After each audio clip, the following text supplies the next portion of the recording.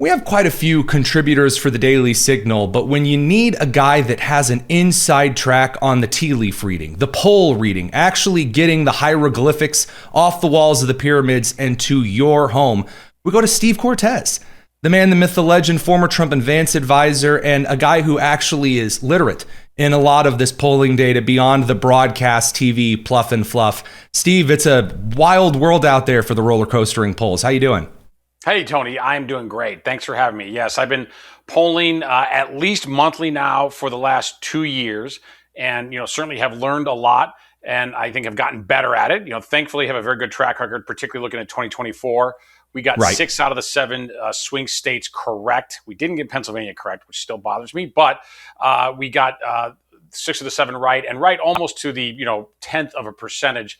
Now, that doesn't mean past, as they say in financial markets, past performance doesn't always guarantee future results, but we've also gotten recent primaries very correct. So we're not perfect, but we've got a very good methodology. I try to be very scientific in the way that I approach it. We want the best possible market information, not necessarily what fits our ideological bias. So polling, I think, is really important for any practitioner in politics, and frankly, for any patriot who really cares about the country. Perfectly said, and it's obviously something that I care about, given that a lot of pollsters will simply kind of rest on the laurels and say, this is the new model, it will never change. I think it's that kind of hyper focus on what was missed kind of here or there with Pennsylvania that means the next set of data is going to be that much better. So let's dive in. On the right-leaning side, you've got Scott Rasmussen, who's spending a lot of time focusing on Democrats' plummeting chances of taking the Senate. Graham Plattner, an obvious mess that's resonating across the country. Now into the Nebraska Osborne Senate race, getting him in there, kind of dragging Democrats in the Senate races, kicking and screaming into the Plattner mess. And then you've got Harry Enton and his crew on CNN focusing on the House and how maybe things don't look as great for Republicans in maintaining the House this midterms. Are people just kind of focusing on what looks good for their audience? What are we seeing here despite all of the meteorological fanfare? Sure. Tony, I think there's some of that bias confirmation, clearly, but they can obviously both be right? The Republicans can keep the Senate and the Democrats can take the House. That certainly looks like the most likely scenario right now. When I look at the House side, and by the way, Harry Enton, I think, is one of the few people on CNN who's generally trying to be objective. So I will give him credit. I agree, and we play his clips on the show for a reason. Cool. Yeah. On a network that doesn't have many people seeking the truth, I think he mostly genuinely is, even though he clearly personally leans left. I don't think he lets it dominate his analysis and his work.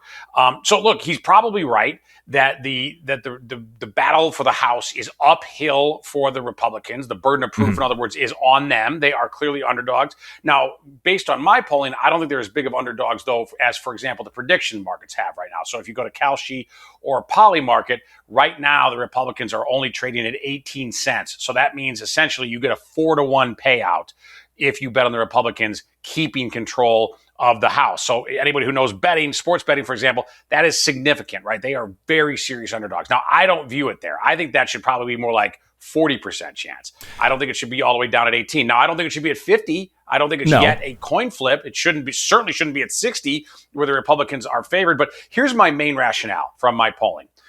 Even though things are uphill, the economy is very unpopular right now. Affordability is an issue, okay? And any Republican who tells you it isn't just isn't paying attention to this country, isn't paying attention to polling. People are just about as mad about affordability now as they were during the Biden era, except now they have transferred the blame. They effectively blame Republicans. You might say that's illogical. Perhaps it is. It might be unwarranted. But the reality on the ground is that people are still unhappy with the economy. Regular folks who don't own a lot of financial assets still have a lot of anxiety and angst about affordability, and they blame the governing Republicans. So that's the problem, the biggest problem by far faced by Republicans. Now, having said that, though, and I think this is really important, Tony, if you just showed me those economic numbers that I'm polling, and and I'm doing this as objectively as possible, as I mentioned, if you show me those numbers in isolation, and then you showed me generic ballot, and you showed me some of the different races, I would say, we're going to get creamed. We're going to lose by double digits. But guess what? We're not. The Republicans are actually quite close in generic ballot, quite close in a lot of statewide races that really matter, for example, for the Senate and for governor. And what does that tell me?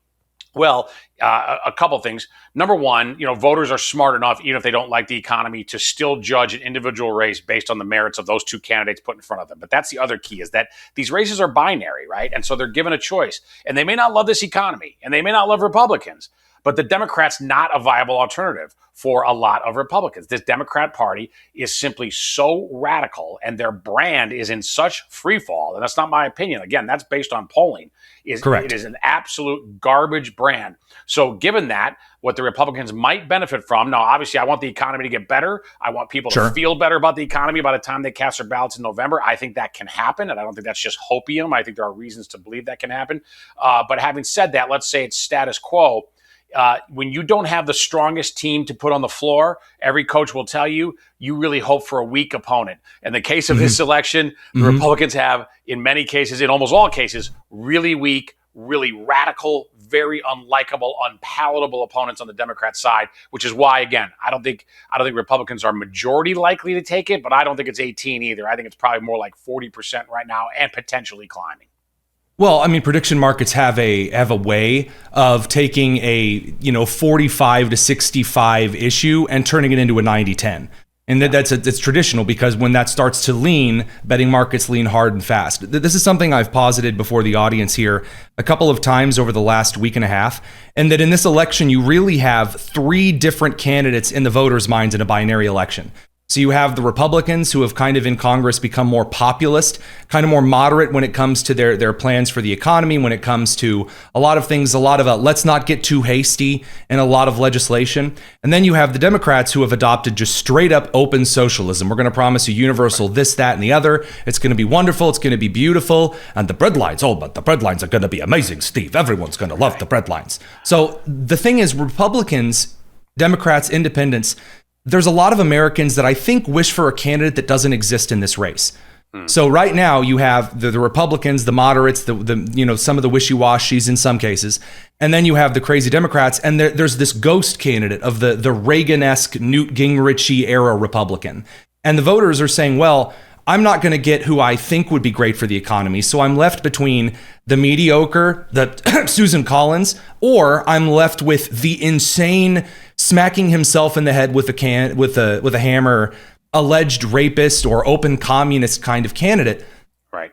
I just, not only is it going to be a low propensity election, but the moderates are carrying Republicans now in the way that the moderates theoretically carry Democrats in 18 and 20. Am I off, or again, you're the expert on this. Yeah, no, I think you're absolutely onto something, and I certainly am seeing that in my polling. Theoretically, if Democrats existed who said, we're going to push sort of a center-left economic agenda, in other words, we're going to talk about a lot of free stuff, because let's face it, free is seductive, okay? It is. This is just human nature. It's not logical. Of course, we know it's ultimately not free, but if they could just stick to a center-left economic message and not like Josh Hawley every once in a while. Okay, yeah, and not do the rest of the crazy. Okay, not abolish right, exactly. ICE, not I hate men, I hate Christians, I hate America, right?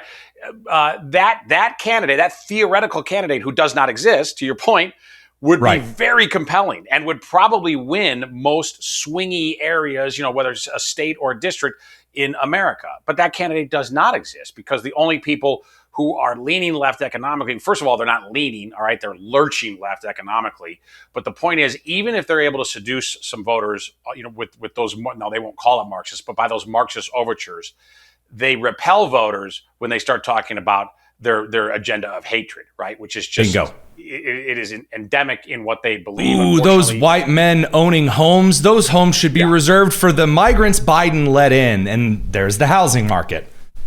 Exactly. And when they talk about, and by the way, I do think, though, that we need to take this DSA, Democratic Socialist crowd, seriously. I mean, they're not socialists, they're Marxists.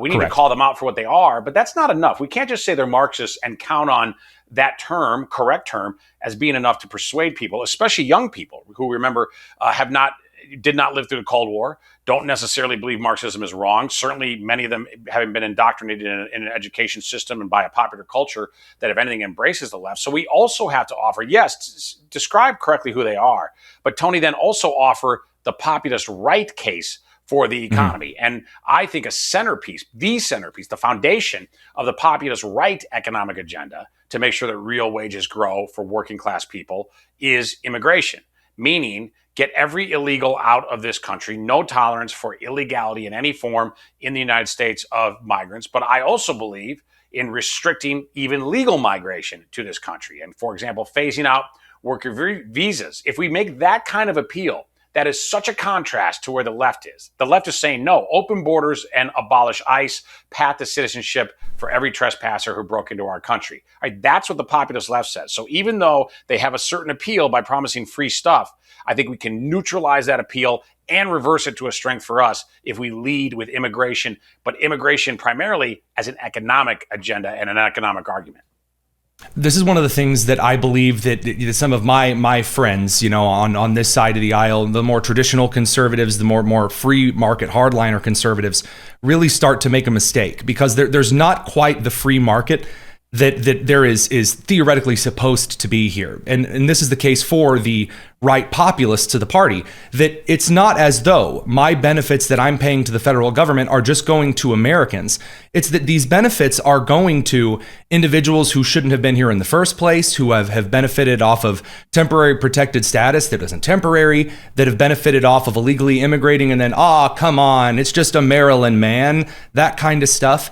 And not only that, on the corporate sector, and of course my team's been keeping me very up to date on this, Microsoft is announcing this large shift of layoffs. A lot of companies are, a lot of them American workers, while their applications for H-1B visas from foreigners coming in, those are skyrocketing. So you have Americans being laid off, and they're hiring and visaing in foreigners. That kind of stuff shouldn't be legal. That's not free market, whatever. That's gaming the system over someone you know is going to do cheap slave labor. That's exactly right, and that's why I've been saying that to give the counter argument, the correct counter, and the positive alternative to this socialist Marxist argument, we can't throw a Milton Friedman speech at them. Okay, that's not going to work, particularly for young people. What we need to do is give them the vision of where the populist right will take them and what is our prosperity agenda. For working class people, and especially for young people. And young people are disproportionately impacted by foreign workers. It's both the H-1B, which you mentioned, but also the OPT, where every foreign student in the United States gets at least a year. If they're in STEM, they get 2 to 3 years, automatically work visa in the United States, hundreds of thousands of them every single year. No questions asked. An ability to stay in the United States and to take jobs that Americans are vying for and more than capable of filling. But these big businesses prefer the foreigners. Why? Because they'll work for less because of their immigration status and because they want that OPT to then turn into an H-1B, to then eventually turn into citizenship, to turn into chain migration. And all of a sudden, one foreign student going to an American university results in a village, literally a village from India, ending up in the United States. And they may not be here for the right reasons. They may not share our values. They may not be bringing skills. But at the least, they're displacing Americans who are more than capable of doing these jobs. And you're exactly correct. When these big companies fire Americans, lay off Americans, and then immediately add jobs in the worker visa programs, that is an outrage. It's an affront. And here's the thing, too. On top of it, a lot of those, particularly the tech companies in Silicon Valley, they have foreign CEOs doing it. So they have foreign nationals as their CEOs, sitting in Silicon Valley, laying off hardworking Americans, hiring people often from their home countries, their countries of origins. And we on the right shouldn't stand for this. We can't stand for this, right? And the leftists, they hate America, and we would never embrace them. We don't form an alliance with them. But the leftists get some things right, and they do get right identifying the angst of working class Americans, and it's valid, right? It's not laziness. It's not, it's not just excuse making. This is very tangible and very real. It gave rise to the Tea Party on the right, to, of course, the America First movement, to Trump's election the first and second time. And I think it can be the dominant theme of American politics for decades to come if we position it properly with the right policies and the right messaging.